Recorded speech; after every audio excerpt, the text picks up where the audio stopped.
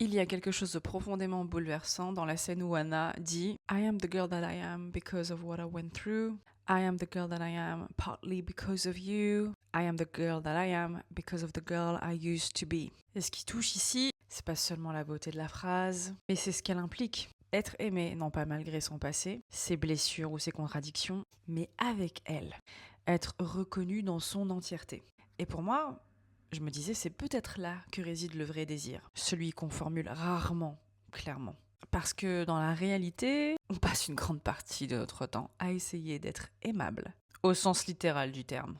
Présentable, cohérent, désirable selon des rôles déjà écrits. Ce qu'une femme devrait être, ce qu'un homme devrait être, la bonne façon d'aimer, la bonne façon d'être aimé. On apprend souvent à se modeler pour correspondre, à lisser les aspérités, à masquer ce qui pourrait déranger. Mais au fond, ce que beaucoup recherchent, c'est peut-être pas cette version acceptable d'eux-mêmes. C'est d'être vus entièrement, avec l'ombre et la lumière, avec ce qu'ils ont construit, mais aussi ce qu'ils ont survécu. Peut-être que ce qu'on attend d'une relation, c'est pas la perfection, c'est pas non plus un rôle idéal, mais quelqu'un capable de dire sincèrement « Je vois qui tu es devenu, je vois aussi ce que ça t'a coûté », car on ne devient jamais quelqu'un par hasard. On devient quelqu'un à travers ce qu'on a vécu, à travers ceux qu'on a aimés, ceux qui nous ont blessés, et les versions de nous-mêmes qu'on a dû abandonner pour continuer. Et si ce désir parfois paraît irréaliste, c'est peut-être tout simplement parce qu'il ne rentre pas dans les modèles qu'on nous propose. Cette tension entre idéal et réalité, entre projection et vérité, moi je la retrouve beaucoup dans le mythe d'Eros et Psyché. Je crois que c'est la partie BookTok de la vidéo. Parce que moi ce livre je l'ai lu et en français et en espagnol. D'ailleurs, je l'ai découvert en espagnol et j'avoue que j'ai préféré la version espagnole. Pourquoi, je ne sais pas. Je suis d'ailleurs surprise que j'ai pas lu la version anglaise puisque cette réadaptation du livre a été faite par une personne qui est anglophone. Donc, mais bon, ça m'arrive aussi de pas toujours que lire en anglais.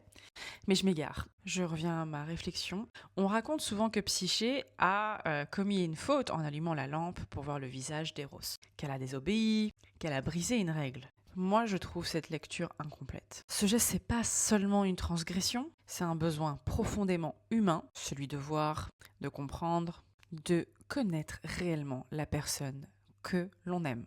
Car aimer sans voir, c'est un paradoxe.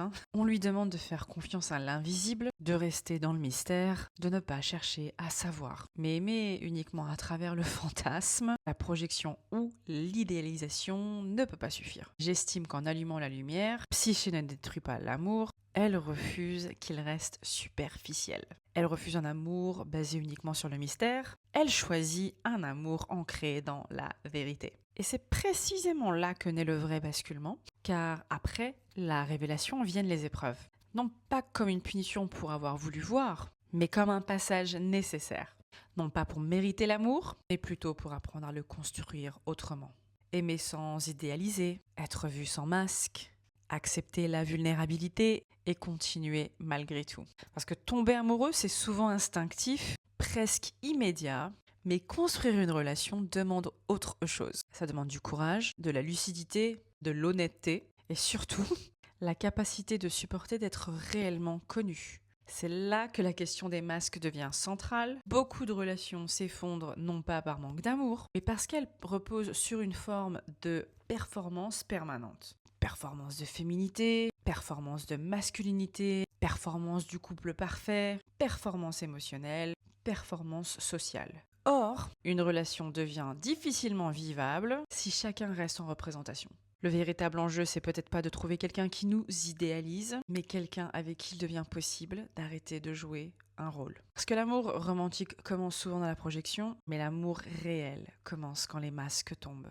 Et que la relation survit quand même. Et c'est pour ça que certaines scènes de fiction nous touchent plus que des expériences réelles, parce qu'elles donnent une forme visible à quelque chose que l'on ressent déjà confusément. Elles incarnent une vérité émotionnelle que l'on comprend toujours sans pouvoir la formuler. Et peut-être que Anna n'est rien d'autre que ça, un désir simple mais exigeant, être aimé non pas pour ce que l'on pourrait être, ni pour ce que l'on montre, mais pour ce qu'on est devenu entièrement.